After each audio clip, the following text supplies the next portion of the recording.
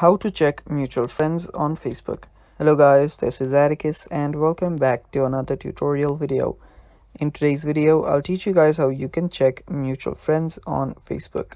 So without any further ado, let's dive right into it. So as you may know, mutual friends are simply common friends on Facebook. So if you want to check if you and any other friend has any mutual friends, this is what you do. So first step is open up your Facebook. After you open up your Facebook, if you want to just go to your friend's profile, you can simply go to the search bar, search for that friend, and head over to their profile.